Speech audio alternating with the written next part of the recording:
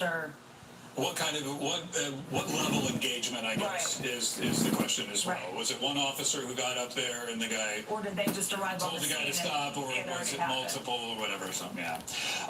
Boy, social media has been lighting up, and Hannah has been here kind of following not only just what's happening on social media, but also that being the platform at which a lot of these, even federal officials are making their statements. Absolutely, and Brandon, I would say the temperature has definitely changed just in the last hour or so. We heard in that news conference they asked everybody to exercise restraint in these moments in the early investigation, and also to turn down the temperature, and that seems to have been the case thus far on social media. We did see a statement from Fort Worth PD, obviously not involved in this case, but must be having some sorts of conversations with their Dallas counterparts. They said, quote, "The violence that occurred in Dallas this morning is uncalled for, and moments like this are deeply disturbing, as it just creates more division in our community at a time when the focus needs to be on how we come together. We continue to ask our community that if you see something, you say something." Uncharacteristically emotional for a police department, but I think is incredibly important to highlight that in these moments, departments like this, it is a personal situation for them. I think any law enforcement individual, immediately you hear something like this, and you have a visceral reaction, and that seems to have been the case. We've reported this morning on how in that news conference they made mention to that July 4th attack on the Alvarado ICE facility there. Just yesterday here on Fox 4, we reported on those 6 individuals in that case who were arraigned in court on federal charges for that situation. However, this very Dallas ICE facility was the target of a bomb threat just last month. The facility went on a temporary lockdown. It was a 36-year-old U.S. citizen who arrived at the facility, according to Homeland Security. DHS just reported on the website August 26th that someone arrived at the same Dallas field office claiming to have a bomb in his backpack. At the evening of that day in August, the subject showed security officers what he claimed to be a detonator on his wrist. At that moment was when the shelter in place was issued for the facility. The officer then called 911. Local police responded with a bomb squad. They eventually gave the all clear. No one was hurt in that situation.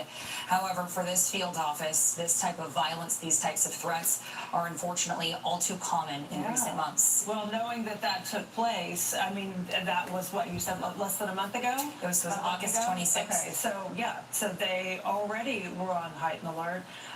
So it makes you wonder what extra security measures were put in place. Should more have been put in place? It makes you wonder how many, so here's a situation where the threat was stopped before anything happened. How many other ICE offices, maybe federal offices, other buildings or whatever, where, these threats are stopped, but they don't necessarily make the headlines all the time. And here's one of them. Here's another one. Yeah. All right, thank you for the update. Appreciate it. We're going to turn to Peyton May. She was at that news conference that just wrapped up a little bit ago. Peyton, what are you seeing now? Lauren, there's a lot of frustration over here after that news conference. I'm sure a lot of us were looking for more answers and updates in terms of the investigation. But I will say the Dallas Police Department did not want to take questions from reporters. We are still about a block away from the scene right now, and we can see that again. This is a very active investigation. We're kind of zooming in, my photographer, on some of what's going on here. I mean, you see more and more police officers driving through right at this very second. This is very active, kind of all hands on deck situation. I want to talk a little bit about some of the new information that we did learn from the FBI. I mean, we learned that this is now being treated as an act of targeted violence. Messages on shell casings, anti-ICE in nature. That's what authorities were reporting. Now, again, they're not releasing the identities of the victims or the suspect just yet. All they said was no members of law enforcement are hurt. They did reiterate that. Reporters were asking a lot of questions. Can you double down? Can you let us know who are these victims? Who is this suspect? And they declined sharing any information information in terms of that. They did ask for public information to report info to the FBI. They will continue to work with federal and local partners on this. But, there was a lot of emotion, I would say, here. Senator Ted Cruz kind of taking the podium to say this needs to stop. Violence is wrong. Politically motivated violence is wrong. And I want to say that was pretty much the rhetoric from law enforcement officers, too. The field officer here from ICE in Dallas, he said this is the second time he's had to talk about a shooting at one of his facilities. He said that these shootings and what he called as a target for these facilities needs to stop. So, again, there was a lot of mixed emotions here in terms of, of course, frustration of not knowing more of what led to this incident. It is the beginning stages of this investigation. I will say authorities did mention that multiple times, kind of doubling down that they will not give more details at this time. Law enforcement didn't want to share more as they are, investigating this. It only happened a few hours ago, so you could see that they are working very diligently to, try and clear up some parts of the scene, add more officers in different parts of the scene. I mean, we are so close to Dallas Love Field. We are close to the Children's Hospital. There are a lot of very important entities around this area as well. But, I mean, again, we have seen law enforcement officials from so many different agencies, not only local, but, of course, ATF, Homeland Security. We heard from ICE officials here just kind of talking about how they feel targeted. They feel like there's a lot of political violence here. Of course, Police Chief Como of Dallas applauding Dallas police officers' response to this situation. Mayor Eric Johnson asking for prayers. So, we are still on scene where it is just very active. We're hoping that as the day progresses, we do learn more about how this situation came to be and hopefully some more information about the suspect and victims. Back to you.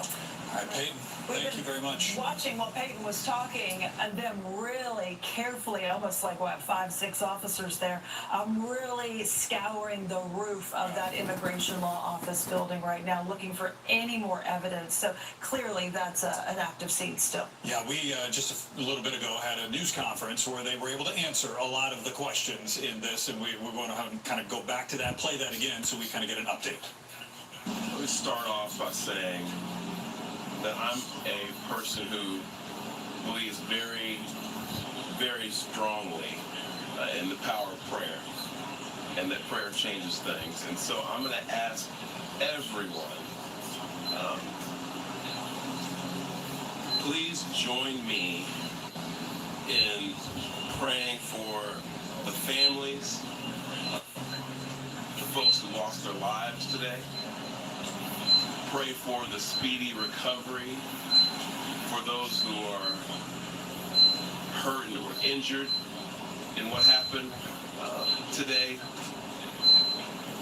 But maybe even more to the point,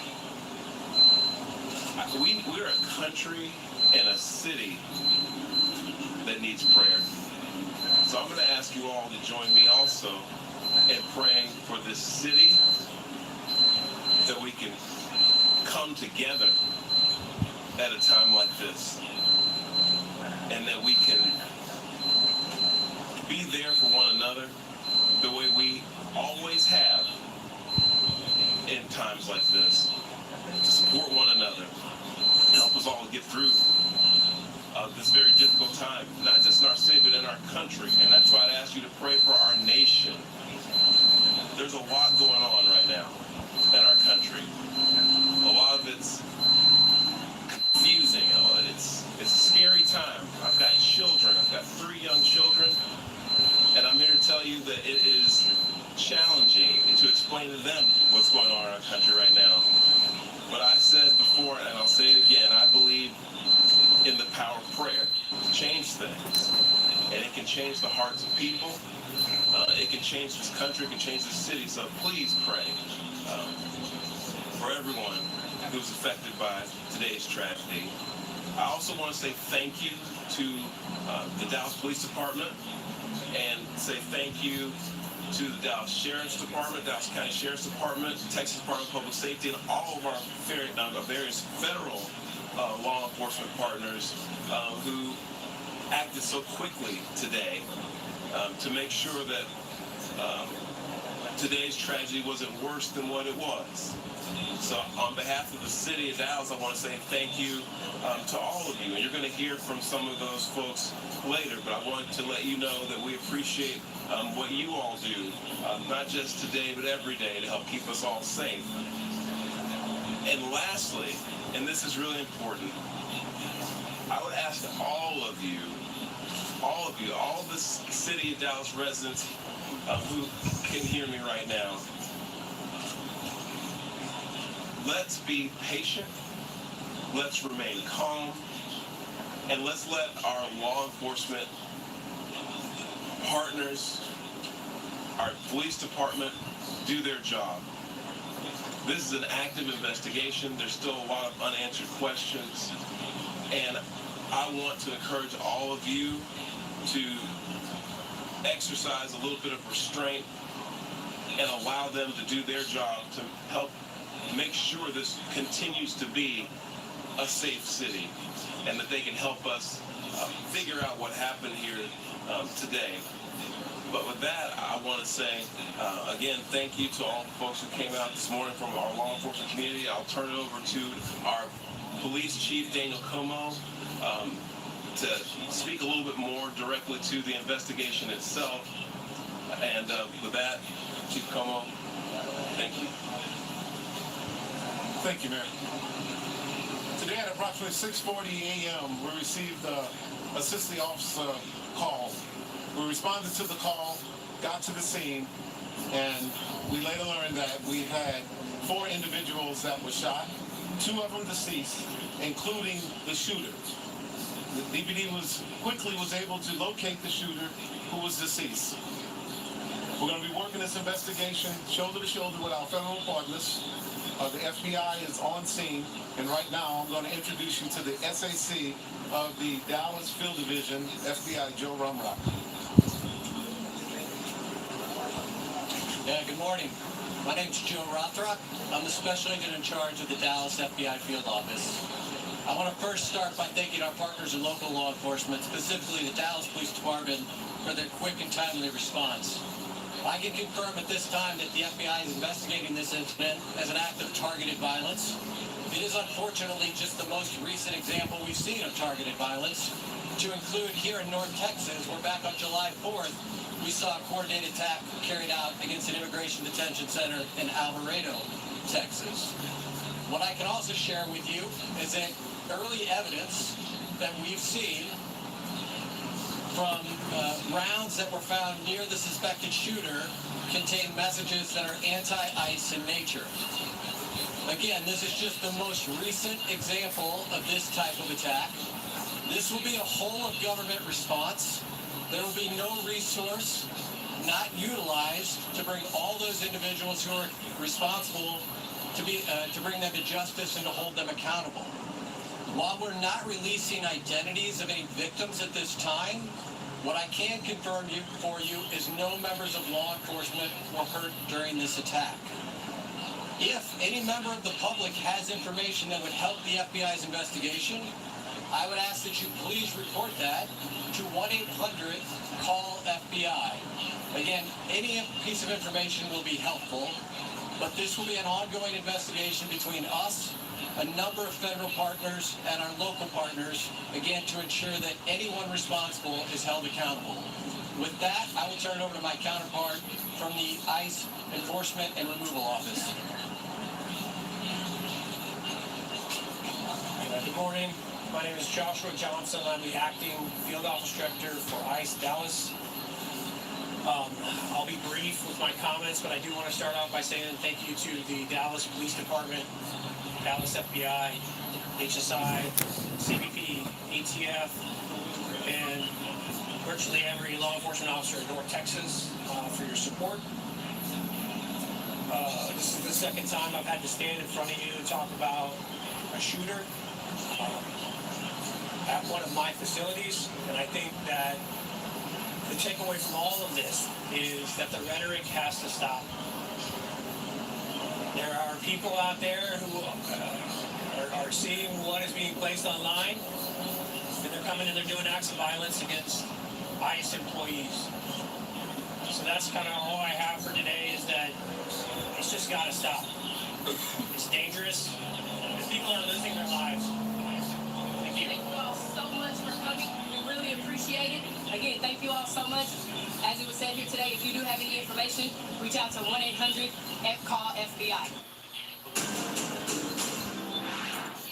We are continuing our breaking news coverage on the shooting at a Dallas ICE facility that left 3 people dead this morning, including the shooter. 2 ICE detainees have been confirmed to be dead among those killed. The other person, another ICE detainee, was injured. That suspected gunman is also dead. That death caused by a self-inflicted gunshot wound. We'll be taking over coverage here now this morning as Brandon and Lauren have been relieved from the desk for the day, but there are still a lot of moving parts in this investigation. We just recapped the news conference from this morning, where we learned quite a bit, even hinting at a possible motive in this shooting. Yeah, we were told by the special agent in charge of the Dallas FBI, Joe Rockroth, that there were anti-ICE messages written or etched into the shell cases that have been recovered. And so, of course, that is a big focus now, because those messages lend themselves to some anti-ICE ideology. We haven't seen those yet, but I think we are going to be able to see those in a little bit. I believe we're getting those images so we can show those. So yes, it appears at this moment that this was again an attack on ICE agents in an ICE facility. We heard that from Joshua Johnson, the special agent, Hannah, in charge of the Dallas division of ICE. And so this continues to happen here and in other places, but twice now in Texas. Twice now in Texas in just the last couple of months. North Texas. Exactly, and we now know of another bomb threat that took place at the same facility. No one was injured in that threat, but that was just a month ago at the same Dallas field office that serves as a processing facility for thousands and thousands of migrants, many who only spend roughly 24 hours there before then being moved on to a detention facility. This is the tweet from FBI Director Kash Patel showing the shell casings and the messaging there on those. So this is the ammo they were referring to that they recovered from the scene that sort of hinted at as a possible motive for what they referred to as an act of targeted violence. Right. And that is what they are pointing to now in this tweet as targeted violence against these federal ICE agents once again. We heard from Senator Ted Cruz, who was saying, we got to turn down, this has got to stop, but the rhetoric has got to stop on both sides. I think that's the real message. We have to all stop this. Yeah. We've heard that call went to police just before 7 this morning. For a long time, the highway was blocked off. Roads are slowly starting to reopen. However, that crime scene tape still blocking off that area. Near the scene, we have Fox 4 reporter Shannon Murray, who can give us a better look at exactly what that crime scene is looking like as the investigation unfolds. Shannon? Yeah, and Hannah, so what we're focused on right now is kind of almost a secondary scene here right behind me. I'll step out of the way so that our photojournalist, David Tafoya, can zoom in a little closer. We've seen investigators really focused on this immigration law office right here directly across from the ICE facility here off North Stemmons Freeway. We know that earlier, I think Sean Rabb first reported that a source told him the shooter was on top of an adjacent building believed to be a law office. So now we've seen them focus here on this building. We've seen them going up and down this staircase. ATF agents, FBI, Dallas police. They are very focused on a blue Toyota Corolla right here in the parking lot next to this staircase, on the ground next to it. Also a small black scooter, which is probably difficult to see through our camera lens, but we've also seen them taking photos of that area. We've seen them taking bags in and out, some of them going back and forth, some of these investigators going back and forth between the ICE facility across the street and this law office here we were here when these police cars pulled up and they started putting up the caution tape, blocking this area off from anyone coming in and out. So we are still working, of course, to learn more about the shooter, more about the motive. We know that during that news conference, they said there were those messages that seemed to be against ICE in some way. We are still hoping to learn more about that and who this person was.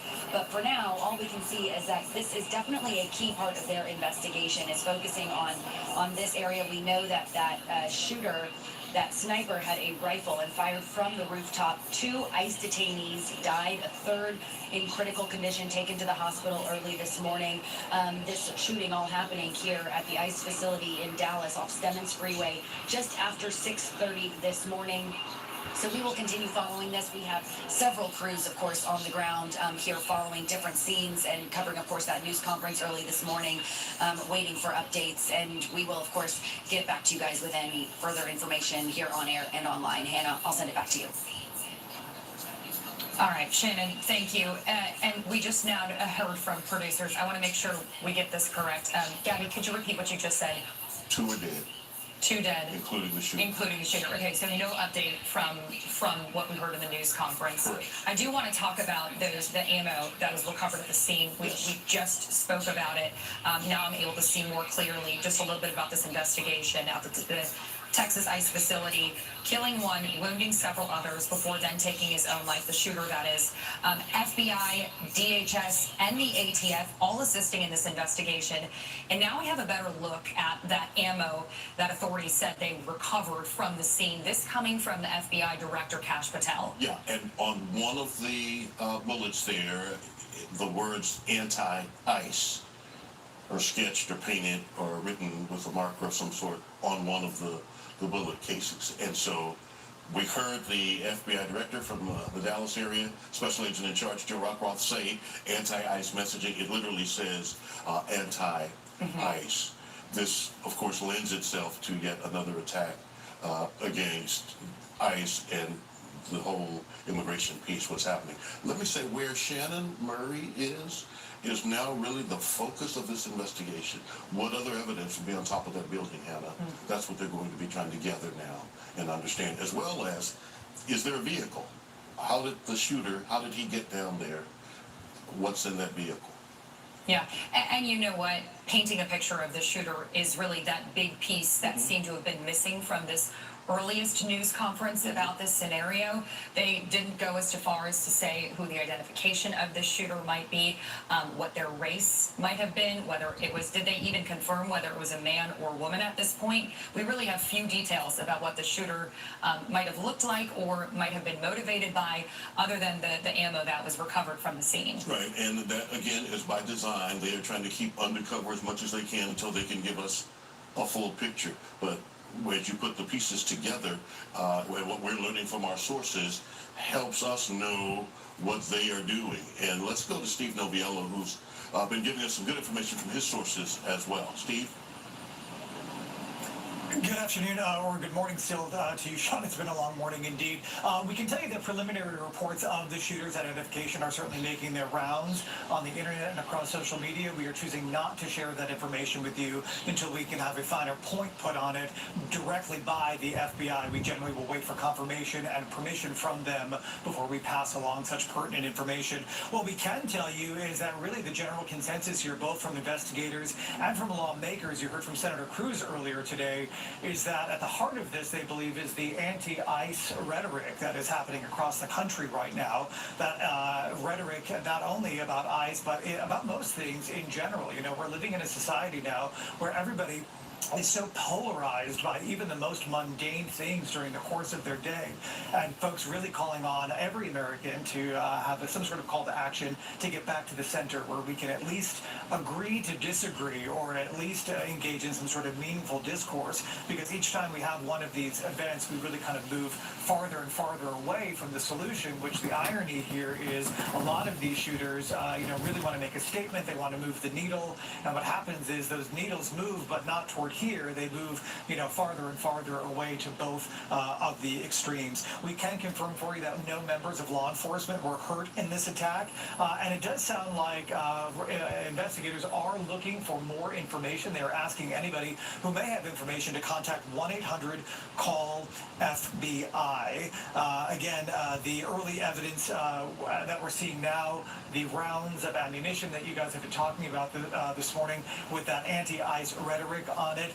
Again, there are preliminary reports of the identity of the shooter. What we can confirm for you right now is that shooter did die by a self-inflicted gunshot wound. We also want to repeat updating some of those numbers from this morning. We had originally reported that 2 of the detainees who were shot were in fact killed and a third one was injured. Those numbers have been reversed now, that 2 have been injured, 1 has died in addition to the shooter himself. Good information, and of course, we all know, Steve, how fluid things are at first when there is a story like this. This is really breaking news, and it breaks in sections, right? And so what we learned initially oftentimes changes, and that's kind of the case this morning in terms of victims, survivors, those who lost their lives. One thing I do want to talk about, because I see a troubling trend, I'm going to call it copycats, this messaging on bullet casings. Someone has started that, and now we've seen it in succession, and people now think this is the way to get my message out. I'm motivated to do this. Something has moved me to take this action, and I'm going to tell you why it's there. I also think it's an important and interesting reminder that someone who is capable of doing something like this is prepared to die and aware that this might be their only way to get their message across, knowing that they full well might be killed whilst trying to follow through on what they've planned out and executed. Right. A very twisted way of thinking, to the point of even willing, I'm going to take my own life because I don't want to go into custody, right? I'd rather take my own life if I'm not going to die in a shootout with law enforcement. Right. In a situation like this. A startling trend, and now we're looking at Sky 4 of pictures of the outside of the facility. Really the best picture we are able to get, as this is a federal facility, understandably has its own security measures. Then you add that extra layer of crime scene tape. Dozens and dozens of law enforcement vehicles blocking off any entryway to the area. You see in the lower right-hand corner of your screen a number of white vans. If Skyfort can hear me, can it expand out a little bit, zoom out a little bit? Those white vans are the types of vehicles those detainees were being transported in this morning. Those are all at the ICE facility there. And so that's the type of vehicle that was coming into the Sally Port area this morning when this took place. And Sean, if you were to see a vehicle like this on the highway, you would not necessarily know what that vehicle is intended to do. More of those vehicles there, just to the side of the building. There you see, it looks like investigators parked just outside one of the vehicles as well. So perhaps an area that investigators are trying to focus on, just on the exterior side of that building, still fenced in. But interesting to note that this shooter was clearly aware of what this unmarked vehicle was doing and set to do when they went through with the shooting. Yes, and where it was going, apparently where it was going to stop, right, and unload those that were in that van. It appears that that's what we're looking at as we look at this image of those vehicles there, the vans there, that open door, all of that. I'm hearing now from producers that we have a video of the suspect's car. We heard earlier that investigators were really focusing in on a Toyota Corolla. I'm wondering if that's the same image of the car we're seeing now. It appears that different investigating agencies are now trying to take apart, comb through whatever might be in that car to help piece together exactly what happened, why it happened, and who must be behind this. And look where it's parked in proximity to the fire escape or the outdoor stairwell. It's right there. So parked there. Now, whether the hood was up already as a ruse to make you think the car was broken down, or whether investigators have popped that hood looking for any other kinds of devices or evidence of any type, we don't know. But there is the car right by the stairwell or fireplace that led to the upper levels, the roof of that building. And this is an interesting section of Dallas, too. As we've reported, this is just off North Stemmons Freeway. There are some apartment buildings adjacent to this property. We've heard from authorities that the shooter had a vantage point from a rooftop and shot down, so seemingly somewhere where any law enforcement or federal agents who were on the ground may not have been able to see them immediately as they've been driving through, or even if they were walking on the grounds there. But there are several hotels in this area. There's also some fast food restaurants. This is a heavily trafficked area, and this ICE facility in particular, this field office has also been the site of recent vigils. We've seen protesters go out there weekly, dozens of protests carrying anti-ICE messages, asking that they keep immigrant families together, asking that they give immigrants due process while they go through the immigration's citizenship process. But there you see, as they focus on what they say is believed to be the suspect's vehicle in this case here. And on the right rear quarter panel of that car, and we can't see it from this angle, there is something like a poster. Hannah, I could see it when the helicopter was swinging around to the other angle. On the right rear quarter panel, some poster, maybe an image, maybe a message on the outside of that vehicle. There are right now officers tasked with gathering surveillance video from different locations. So we'll know part of this investigation, we'll know the timeline. We'll know when that car showed up. We'll know when he ascended those stairs. They'll be able, and they'll go back based on if this person lives locally, they'll go back and try to trace video of him moving from wherever he lives to follow his movements to that facility in Northwest Dallas. Clearly somebody who knew this area, knew what this building was about, knew what those unmarked vans were for. And from what I've seen, all of the investigators that we've had on the scene, there's a clear interest in the car, but to my knowledge, none of them have actually gone inside the vehicle. They've just sort of been stationed around it. So if that's the case, then they are in fact waiting on the search warrant to go in, which is what you have to do. You know, you have to do that. You didn't see him get out of that vehicle. We suspect this is the vehicle based on what's outside of it, based on what we can see. It looked like the window was down. And so now we need a search warrant to be able to execute a thorough investigation, search that vehicle fully. To piece together evidence, one thing that will certainly be missing in this is any interview with the suspect, him or herself, as we know that that person has taken their own life. Just earlier, we went to Shannon Murray on the scene. Let's now go to Fox 4's Peyton May, who has a different vantage point from the scene as well. Peyton, what have you seen? What have you heard so far? Yes, Hannah, it's a very active, intense situation over here. There have been so many officers driving through really all morning into the afternoon. A lot of these vehicles are unmarked vehicles, and investigators and police officers have been blocking a lot of the area around the scene, which is really just a block away from me right here. They've been checking some of these vehicles earlier today. I said that there were actually ATF dogs kind of around the area that all the media was parked at, so it is all hands on deck. There's no stone left unturned in terms of this investigation. There are multiple agencies working together here, but it is, again, extremely active. You see law enforcement officials walking through different areas around here. The command center that we're kind of panning over to right now is just next to us, and that's why we were at the press conference that was here. I kind of want to debrief some of that right now because we know that this is being called an act of targeted violence. FBI Director Kash Patel did share photos of the messages on shell casing rounds around the shooter.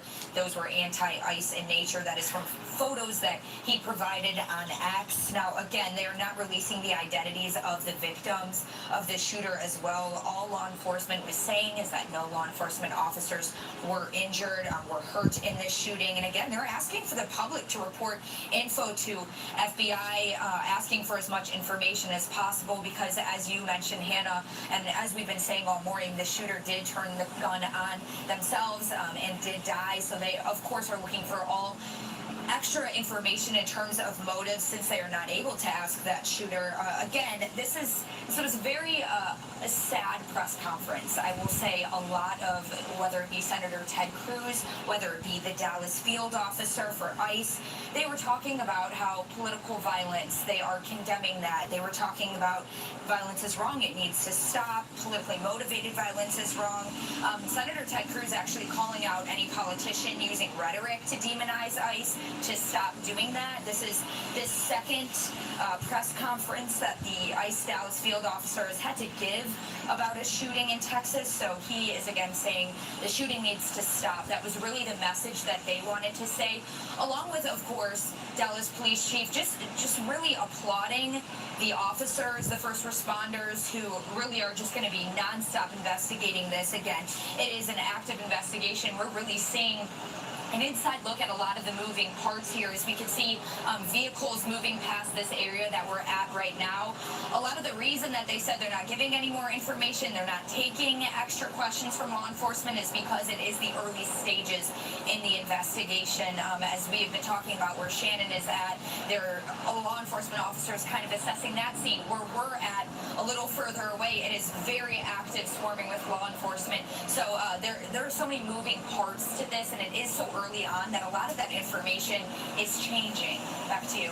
And Peyton, and I do want to remind our viewers, as these investigators from federal and the local level as well still work to gather evidence, they're still asking for the public's help to try to pitch in and aid in this investigation. So they ask anyone who think they may know something about this incident at the Dallas ICE facility to call 1-800-CALL-FBI. That's 1-800-CALL FBI if you have any information that might give them an indication as to who the shooter is, what their motive was, and hopefully prevent any incident like this from happening again. I mean, this is just yesterday we were talking about the arraignment of 6 people charged in the attack at an Alvarado ICE facility. Right. A month ago, we heard about this same ICE facility here in Dallas, the field office there being the center of a bomb threat that found to be unfounded. No one was harmed at that time back in August, but that was just a month ago. Sure. And this is the same field office. And even though the suspected shooter is deceased, right, and the FBI is yet putting out this call for information. Why? Well, because maybe he's active on social media. Maybe he's in chat rooms. Maybe there's someone he expressed something to who now can help provide some of the missing pieces to the puzzle. Too often in these situations, Sean, we hear from suspected shooters, family members, friends, even friends that they maybe no longer speak with, say, yeah, you know what, now that you mention it, this person was off. Or, you know what, maybe their rhetoric was getting increasingly charged. Or, you know, I did sort of distance myself from this person because I just got this feeling. And I think that underscores what those authorities were saying during that news conference, that if you see something, say something. If you're having an inclination that someone might be ready to execute violence in any capacity, it is important that you add the documentation about it, and you hopefully can take some action to prevent anything like this from happening. Yeah, indeed. It's a tragedy in Dallas today, and we'll continue our coverage. Let's take a break, and then we'll come back. We'll continue our coverage here at Fox 4, the Dallas ICE shooting.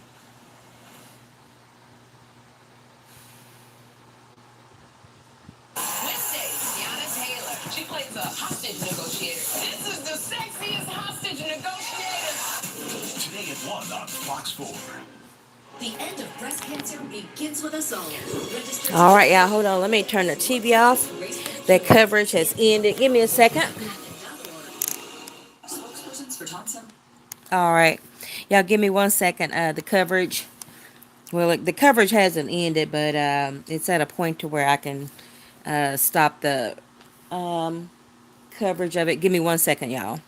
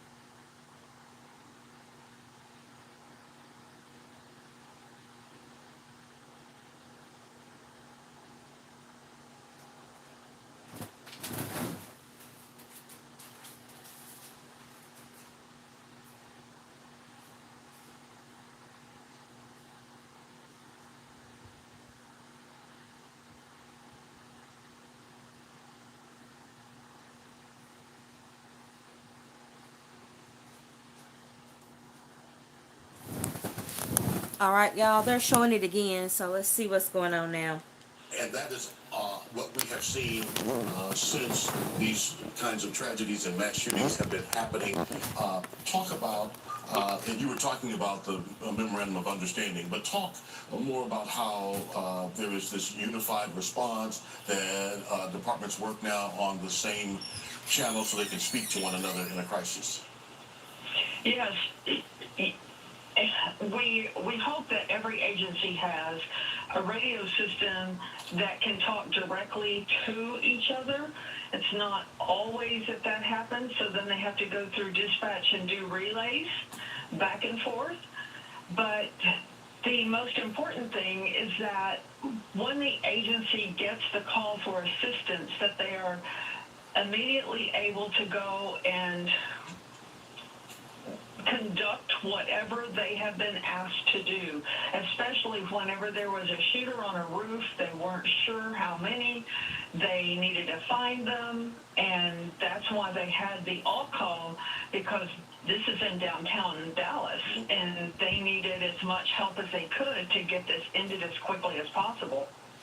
Right, I think you make an important point here that this building, I mean, is within sights of the downtown Dallas skyline. It's a very busy area, and I do think that it adds an extra interesting layer knowing that the shooter's vantage point was from a rooftop. From an investigative standpoint, how does that change the scope of the investigation and what they might be looking for? Well, first, his access. How did he have access to get up there? Because most rooftops are not accessible without certain access keys. So they're going to try to find that out.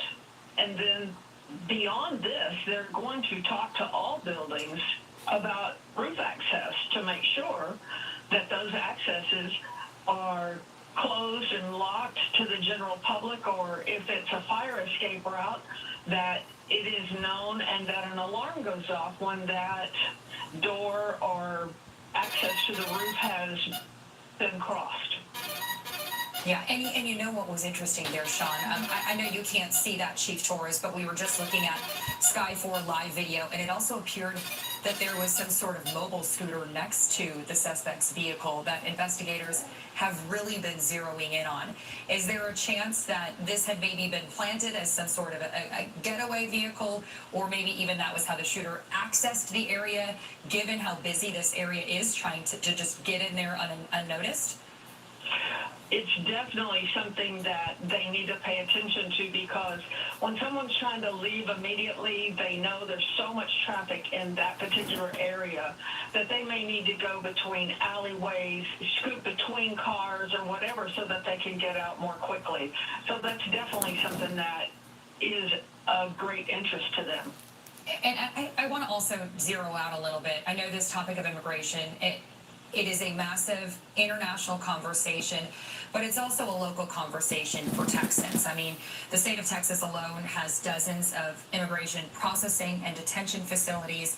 I know working in local law enforcement, this is a conversation you all must have. It's a very polarizing time. When these incidents happen, when these attacks take place, what is that later conversation that then happens